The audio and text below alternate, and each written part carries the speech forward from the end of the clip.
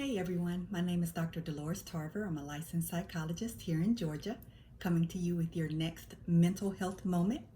And today we will be discussing, do you want to be healed? So I know that you all are probably familiar with hearing a parable about a paralyzed man at a well.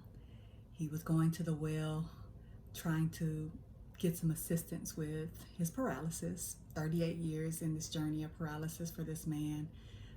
And once a year, you get to come to this, I said well, but it's a pool, I suppose, would be a more accurate terminology for it. Come to this pool, you possibly get in this pool, and you'll be healed from whatever your affliction is. But given that he was paralyzed, he was unable to get into the pool. So Jesus comes and asks the man, do you want to be healed? And interestingly, his response wasn't yes or no. His response was, I don't have anyone to help me. And so I want to thank Reverend Dr. Curtis West for Bible study in this topic that made me think about the relevance of this during Black, Indigenous, and People of Color Mental Health Month to discuss this topic of do I want to be healed and why sometimes we struggle with healing.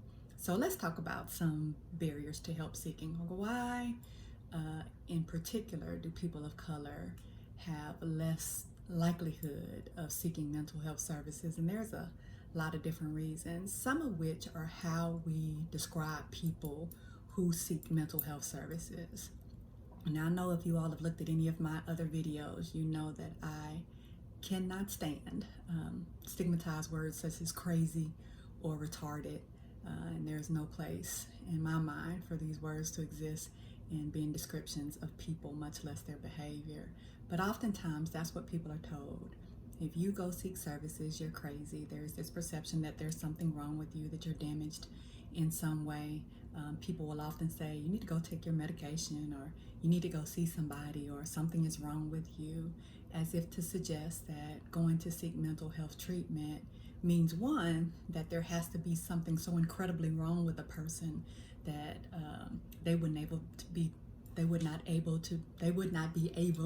tongue-tied there, to function otherwise. And so that gives this negative connotation to seeking help, as if to say you have to be so bad to come and seek services, which simply is not the way that services are viewed. But I understand that if someone is telling you that, then you would be less likely to seek help. So if we look at that parable, for example, there's a word that is used in some of the translations, which is invalid. And so I took it upon myself to look up invalid. I know this sounds more like a sermon, but I always tell you all that spiritual health and mental health are very closely connected. And the definitions were things like a person made weak by illness or an injury, a sufferer, a victim. One interesting definition that I found was actually the removal of someone from the armed forces. So removal of people who are injured or hurt in the military, so that you are invalidated, for example, out of the army was another terminology for it. Some people might even say invalid, meaning that you are null and void, you are worthless, unacceptable, illegitimate. And so if you think about those words, that terminology in use of help seeking, it is absolutely understandable why people would not want to come. There's this fear of being labeled. There is this fear that you will be seen as someone who has this deficit, that you are less than, that you are weak, incapable of taking care of yourself. There are also other things that interfere with a person wanting to come to therapy, such as it being affordable. We know that some of the premiums that we pay for insurance policies are just astronomical, and you think about having to reach a considerably high deductible to even access quality of care services, or that your co-pays are so high, and oftentimes therapy is seen as a specialty service. So the co-pays for seeking psychological services may be higher than if you were to go, for example, to your primary care physician. Those are some prohibitive things. There are some insurances that don't even offer mental health coverage. So you have insurance, but you don't actually have mental health coverage in your insurance, which could be prohibitive. Now, we know that there are oftentimes negative experiences with providers, and that is something that we cannot deny. You go into the office of a provider, and maybe you don't have a good interaction with the staff that's helping you to get checked in for your appointment. Maybe the office or location of those services, in order for you to be able to qualify for them and afford them, is not in a place where you would feel safe. You may have gotten into that provider's office and feel like you weren't in there very long. They weren't attentive to you. They were typing while they were talking to you. They weren't looking at you. They had their back turned to you. You may have felt that you were judged based on your experiences, or that your experiences weren't validated, particularly when it comes to our people of color, and feeling like I'm talking to a therapist and I'm having to explain more and provide more education to this therapist who doesn't necessarily understand my experience. There is also that invalidating piece of racial trauma and what comes along with that, and oftentimes people being dismissive of that. And we know that people bring their stereotypes and biases into a room when they come. And I will not tell you that just because a person is a licensed provider means they're a good licensed provider. And I also won't tell you that just because they're a licensed provider means they are the best fit for you as a provider. There are also negative experiences, such as we know in healthcare in general. We have had a lot of negative experiences with providers. The Tuskegee experiment will forever scar us with respect to trusting people and trusting that they're giving us what they actually say they're giving us.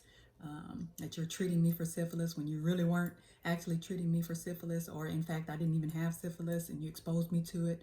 Right? So this makes us really uncomfortable. We also know that psychology has been a field that you have seen research come out of that has suggested that people of color were inferior to their white counterparts. And so a lot of this history, and we know that these are inaccurate sciences, but that history is still there. And so we have a lot of concerns about going to see people. Am I going to be believed? Am I going to be thought to be drug seeking?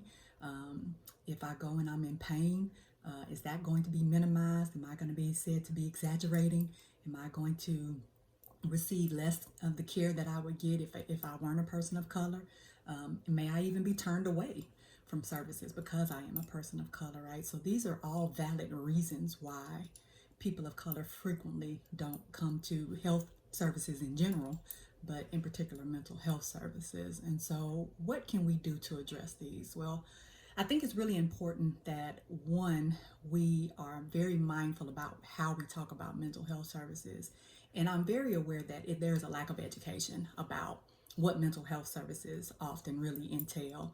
And so a lot of this stigma that people are experiencing, these negative words, the crazy, the you've got a problem, something's really wrong with you, you have to be weak, are inaccurate representations of what therapy constitutes. So let me first start by describing for you all that access to transportation, being able to get to a place, is really important in terms of being able to get quality care services. One of the things that has happened with this pandemic, and even before that, but more so now, is that we have telehealth services. And I know a lot of people are like, well, what does that mean?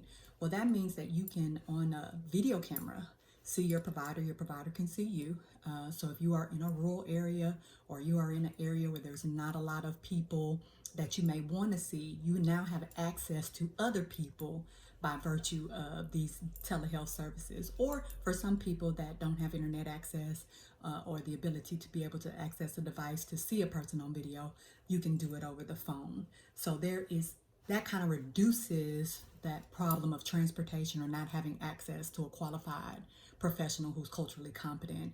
You can now get on sites such as Psychology Today and actually search what you want in a provider in terms of their ethnicity, spirituality, location, all of these dynamics, price range, and it'll pull up a list of providers that you're able to access without having to necessarily go to their office. Therapyforblackgirls.com also is a service that offers for people who are looking for Black female clinicians in a variety of areas across the United States. You can access their information on that site as well. And that's one of the things that I really encourage people to do to help eradicate this stigma and reduce these barriers is research your providers. You can get online nowadays and you can look at your providers' information if they've had research articles, if they've done conference presentations, if they do community work. You're able to see what their orientation is, how they approach therapy. So you have a good understanding of who this person is even before you walk into the space. The other thing that you can do is a lot of providers will do a short consultation with you over the phone. So if you have some fears or concerns, or you want to ask some questions to make sure this provider is a good fit for you, then you can generate a few questions, call the provider, they'll have an opportunity to give you a call back and answer some of those questions. So you don't have to just randomly go through your insurance company and get a list of providers and you don't know who these people are, if they're going to be a good fit for you. Because oftentimes what happens is people will go, not have a great experience, not feel like it's a good connection, and then they'll just stop. And instead of finding another provider or asking their provider for assistance in finding someone who's a better fit. We are not so arrogant that we think that everybody is a good fit for us. You can come into the therapy experience and say like, hey, I haven't had the best experience, or I'm uncomfortable about this, and we can sit and talk with you about it and say like, hey, if this doesn't work out, if we're not a good fit, like don't just stop coming. Let's talk about it. If we can't resolve whatever it is, then I will help you find a provider who may be a better fit for you. So this will help with people being able to access different services as opposed to just, I had a bad experience, I'm never going to go again. Because I don't want you to, much like you try foods for the first time and you're like, I don't really like that. But someone else cook it in a different way and you like it. Same is true for us. And therapeutic relationships are like any other relationship. They take time to build. So given an opportunity, like you can't have one session with your therapist and think like, oh no, this is going to be awful. So never mind. Given an opportunity to grow, you have to develop trust in your provider, because I know that's a common reason why people stop coming to services. They don't trust their provider. And your provider has to get a chance to get to know you. And those first sessions are all about getting history and information. So people think, well, nothing is happening. Well, we're still getting to know you and setting that foundation. So give it some time. I often tell people you need about 4 to 6 sessions initially to get to that relationship building and get to that place of comfort. Now, if it is just a person has just said some things that you find to be disrespectful or invalidating of who you are, then that's a totally different experience. But if it's just like, I ain't really got nothing out of it just yet, I would encourage you, one, to also, in addition to having a conversation with your therapist up front, 2, come in with a list of things you want to talk about. Oftentimes, people feel like, oh, I'm just going to sit in there and this therapist has some magical powers. They'll be able to read my mind and know exactly what I want to address in therapy. And that's not realistic. We set up treatment goals. And so there are things that we are working on in therapy. This is how we know when you've reached a point where you may not need therapy in the same way anymore. We can spread out those appointments, or you may call back if something comes up. So these treatment goals guide our therapy process. You help establish that. Therapy is collaborative. So we're working together. I'm helping you be your best self, which means I need your input because you are the expert on you. And so if I don't know what's going on with you, then how am I going to be able to support you in your journey, right? So come in with your list of things that you want to address. Be prepared for therapy. Treat it as if you would treat any other meeting you were going to. If you had things you wanted to address or things you wanted to make sure that were accomplished in that meeting, same is true for therapy. If there's some things you want to get out of it, then you have to go in and say like, hey, here's what I want to accomplish today. Therapy is also a confidential space, and I think a lot of times people struggle with sharing information with people and wondering about if it's going to get back out in some ways. Therapy eliminates that. So what happens in therapy stays in therapy unless you are a danger to yourself or to others in cases of child abuse or elder abuse, or if you sign a release of information for us to share records. So you can have this space to focus on you and know that you're not going to be judged for it. Know that it is a safe space for you. It is wellness focused. Therapy is not deficit focused. It is wellness focused. Our journey in therapy is to get you to be your most well self, your healthiest self. And so that is actually our orientation as opposed to pathology, which a lot of people think you're going to come in and get a bunch of labels and we're going to throw some pills down your throat. That's not, one, psychologists don't prescribe medication. But two, that's not the purpose of therapy. We want you to be able to improve in your judgment. We want you to be able to improve in your decision making. We want to help you with goals with communication and being able to more effectively and healthily communicate with other people. We want you to be able to figure out why there may be things interfering with you reaching goals in your life. Do you need an accountability partner? Are your goals unrealistic? Do we need to set smaller goals and make them more manageable? So therapy really is about helping you establish a action plan for your wellness, because oftentimes we are not active in our own wellness. Like, we think we're gonna just magically wake up and be good. I'll be happy. I put on a cute outfit and go to work and I should be fine. But you have to be very intentional about your self-care and your wellness. You will get caught up in taking care of all the business that you have in your life, your children, your families, your job, your finances, and then you will not focus on you, and then you will end up having some problems. So therapy is also preventative. What we want to do is be able to help you not get to a point where you're having more significant problems because you are focused on your wellness and your care. Therapy can be short term. You may come in and there may be a situation that occurred. It may be a grief or a loss. It may be a transition in your life. It may be a marriage, it may be a birth of a new child, might be a divorce.